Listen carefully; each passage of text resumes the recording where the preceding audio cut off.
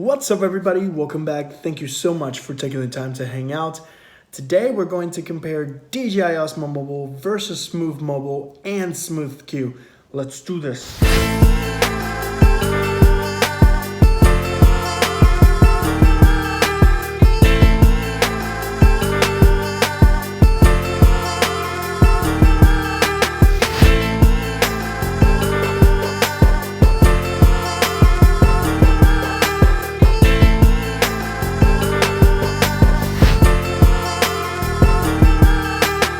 Alright guys, so a couple days ago, me and my friends went to Malibu to test out the DJI Osmo Mobile, the Smove Mobile, and the Smove Q. And we tested out the gimbals in 4 different scenarios: stability, motion time-lapse, and their active tracking. And then we also wanted to take a look at how robust the app was. What other options do we have available inside the app? Can we stream to the internet? Can we change the settings? So first test was stability.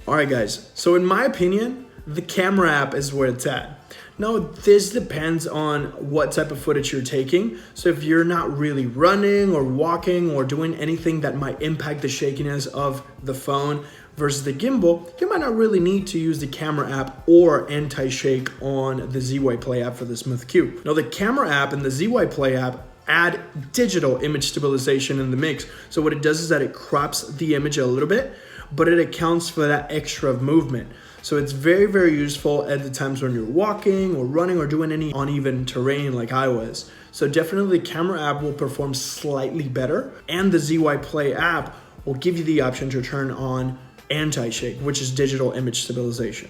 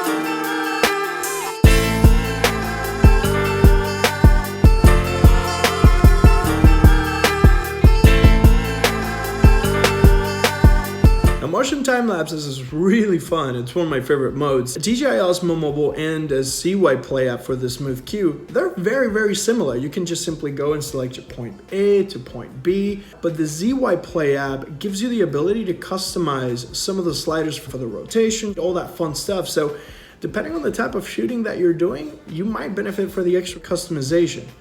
If you're not, the DJI Go app is pretty straightforward. It's really snappy. It's very polished. It's one of the better ones out there for me. Now the Smove Mobile is pretty special because you can actually create kind of like a freehand pattern, so to speak. So by clicking 4 times the function button, you can actually select your point A, click the function button once, rotate and carve your path until point B, click the function button again, and it will go back to its place of origin and rotate. You can customize the rotation speeds in the menu. So one of my previous videos, we talked about active tracking. And across the board on all 3 gimbals, you'll be able to take advantage of this feature. The DJI Osmo Mobile, the Smove Q, and the Smove Mobile will also have this feature. It is very useful, especially if you're filming family, friends, pets, or whatever you need to do. It also opens up the door for really nice cinematic shots. If you're circling around an object, it's really useful. Overall, you'll be able to take advantage of active tracking on all of these, and they work fantastically. Simply tap on active tracking, highlight your target, and then you'll be able to get some really nice shots when you're walking around your subjects.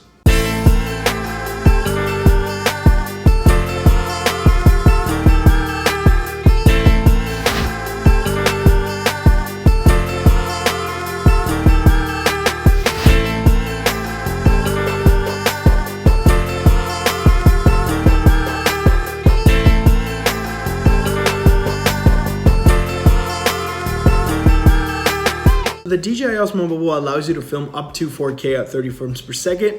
I usually prefer 1080 60 or 4K 60 for the better motion, but you do have the ability to flip and choose. The app gives you really cool beauty effects where you can change the look of your subjects, giving you a softer skin. You also have the ability to enable manual adjustments, and manual adjustments will let you control the shutter speed and the ISO as well. So it's really cool when you're trying to get a little bit more customization and control. You can change your white balance and other basic options like the grid and the flash. Just like the original DJI Osmo Mobile, you have the scene selection. You can do walk mode or sport mode, which makes the gimbal a little bit more snappier in terms of how quick the motors respond. And then of course you have some basic calibration tools. Now DJI Go has native integration with Facebook Live, YouTube Live, and other apps that you might use in different countries, which is really useful if you're doing some Facebook Lives or YouTube Lives and you want your footage to look very steady. Let me know in the comment section down below if you think we should do a live with the DJI Osmo Mobile, Smove Q, or Smove Mobile.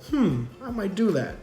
Then you have some of the modes that we've already covered, like slow-mo, time-lapse, motion time-lapse, and hyperlapse. One of my favorites. All right, so the ZY Play app for the Smove Q gives you incredible control. So you can actually customize the motors based on the type of payload that you are carrying. Honestly, for me, this is a little too much. I don't quite use this feature, but I do see how some of you might benefit from having this extra control. Let me know in the comment section what are your favorite settings for the ZY Play app. You also have some live integration, but sadly YouTube is not one of them. Hopefully in a future update they'll have it as well. In the meantime, you can use the actual YouTube app. Similar to the DJI Osmo Mobile, you have your slow motion, your time lapse, and motion time lapse. So one thing that I didn't know that you could do with the Smooth Q is that you can actually do active tracking while time-lapse. So technically you also have hyperlapse.